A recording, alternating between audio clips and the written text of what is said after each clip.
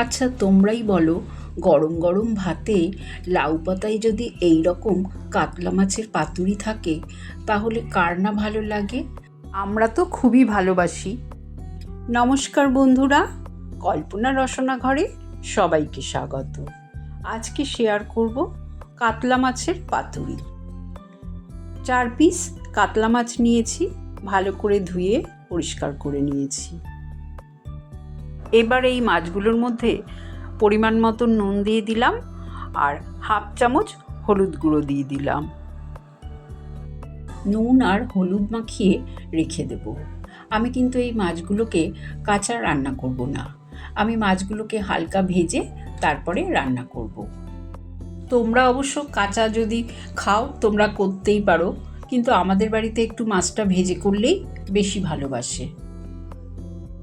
এই পাতুরিটা করার জন্য তো একটা মশলা বানাতে হবে, তাই আমি এখানে নিয়েছি 3 চামচ সাদা সর্ষে, 1 চামচ কালো সর্ষে আর 4টে কাঁচা লঙ্কা।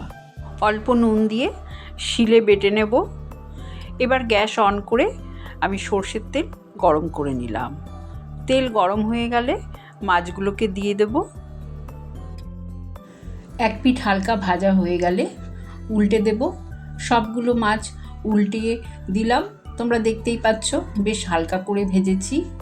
দুটো পিঠই হালকা করে ভেজে নেব। মাছগুলো ভাজা হয়ে গেলে একটা বোলের মধ্যে তুলে নিলাম। এবার মশলাগুলোকে মিশিয়ে নেব। সর্ষেটা বেশ শুকনো শুকনো করে বেটেছি, পুরো সর্ষেটা দিয়ে দিলাম।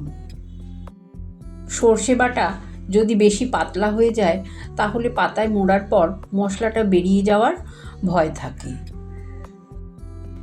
4 চামচ ফ্যাটানো টক দই দিলাম, 4 চামচ দিলাম সর্ষের তেল, আরও 2টো কাঁচা লঙ্কা কুচিয়ে দিয়ে দিলাম। ঝালটা অবশ্য তোমরা বুঝে দেবে, কারণ এই রান্নাটা একটু ঝাল ঝাল হলেই খেতে ভালো হয়। হাফ চামচ চিনি দিয়ে দিলাম। নুনটা আমি মাছেও মেখেছি, সর্ষে বাটাতেও দিয়েছি, সেই জন্য আমার মনে হলো আর লাগবে না। হলুদও মাছ ভাজার সময় দিয়েছিলাম, এখন আর দিতে হবে না। এবার সবগুলো উপকরণ ভালো করে মিশিয়ে কিছুক্ষণ রেখে দেব। এদিকে লাউ পাতাগুলোকেও রেডি করে নেব। পাতাগুলোকে খুব ভালো করে ধুয়ে নিয়েছি।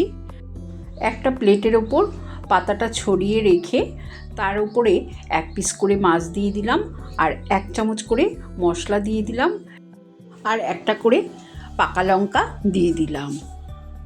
তারপরে পাতাটাকে খুব ভালো করে মুড়ে দেব।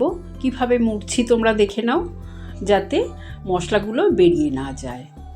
এইভাবে আমি সব কটা মাছই লাউ পাতা দিয়ে মুড়ে নেব।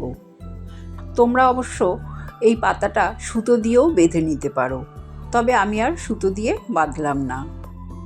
আর একটাও মাছ আমি পাতায় মুড়ে দেখিয়ে দিচ্ছি। সব কটা মাছ মোড়া হয়ে গেলে এবার গ্যাস অন করে আমি ফ্রাইং প্যানটা বসিয়ে দিলাম। ফ্রাইং প্যানে যে মাছ ভাজার তেল ছিল সেই তেলের মধ্যেই আমি এই পাতায় মোড়া মাছগুলোকে ভেজে নেব। 4টে মাছই আমি একবারে দিয়ে দিলাম। প্রথমে 1-1.5 মিনিট মিডিয়ামে রেখে রান্না করে নেব, কারণ আমার তো মাছগুলো ভাজা আছে, সেই জন্য সেদ্ধ হতে বেশি সময় নেবে না। তারপরে গ্যাসের ফ্লেমটা লোতে করে প্রায় 7-8 মিনিট ঢাকা দিয়ে রেখে দেব। তারপরে তোমাদের ঢাকনা খুলে দেখাচ্ছি, দেখো 1 পিঠ প্রায় হয়েই গেছে।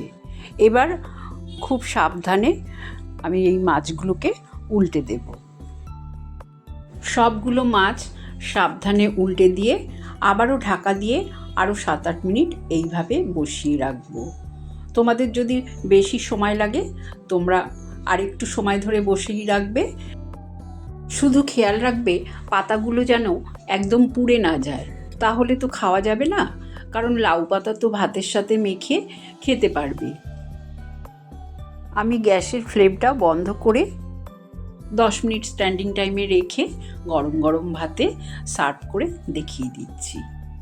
বিশ্বাস করো, এই রকম রেসিপি থাকলে আর কিন্তু গরম ভাতের সাথে কিচ্ছু লাগবে না, এক পদেই বাজিমাত। রেসিপি ভালো লাগলে কমেন্ট করে জানিও, চ্যানেলটাকে লাইক শেয়ার করো, নতুন বন্ধু হলে সাবস্ক্রাইব করো। সুস্থ থেকো, ভালো থেকো। ধন্যবাদ।